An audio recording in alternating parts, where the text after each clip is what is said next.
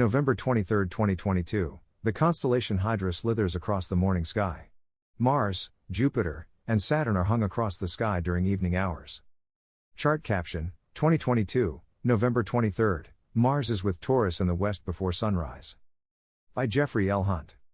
Chicago, Illinois, sunrise, 6:50 a.m. CDT, sunset, 4:24 p.m. CDT.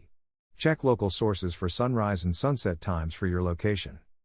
The Great Red Spot's transit times, when it is in the center of the planet in the southern hemisphere, 2:52 UT, 12:48 UT, 22:44 UT. Convert the time to your time zone.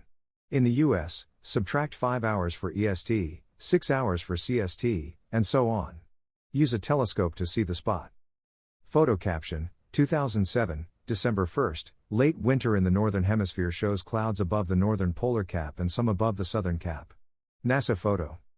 Mars watch. Mars is closest at 8:16 p.m. CST on November 30th, 2:16 UT, December 1st.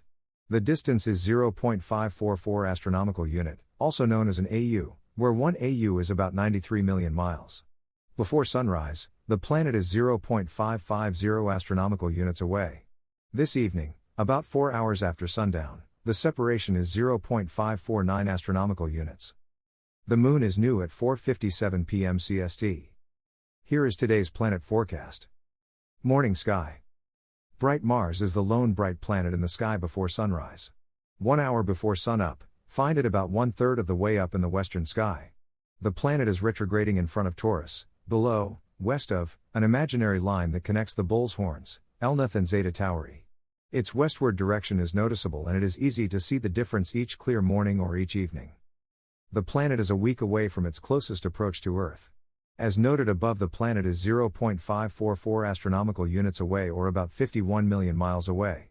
Even at this distance, the planet resembles a bright star. A telescope is needed to see the planet's seemingly miniature globe. Mars is the brighter than Sirius, the night's brightest star, and two reddish stars, Betelgeuse and Aldebaran, that are nearby.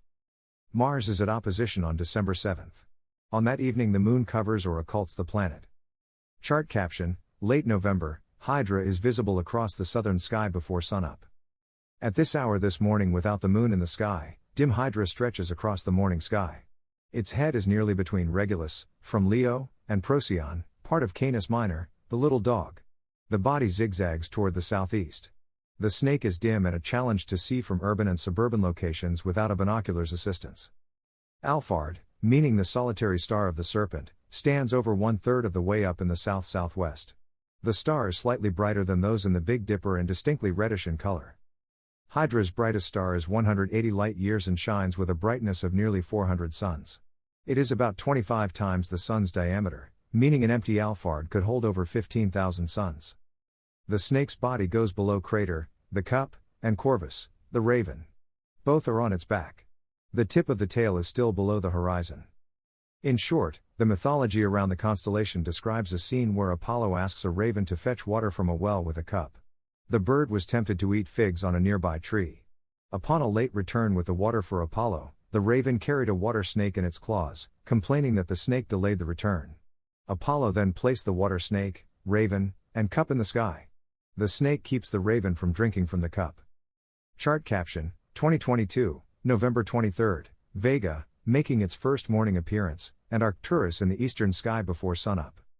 At 45 minutes before sunup, Vega is low in the northeast, making its first morning or heliacal rising of the year. The date depends on local weather and sky transparency factors. Find a clear horizon looking toward that direction. The star is far enough north that it still appears in the western evening sky when it makes its first morning appearance. Topaz Arcturus, to Vega's upper right, is about 1/3 of the way up in the eastern sky. This star first appeared in the morning sky around October 17th. Arcturus is the brightest star in the northern half of the sky, that is, north of the celestial equator, an imaginary circle in the sky above Earth's equator. Vega is the second brightest star in this half of the sky. Evening sky. Chart caption, 2022, November 23, bright Jupiter and Saturn are easily found after sundown. Venus and Mercury continue their slow entry into the evening sky.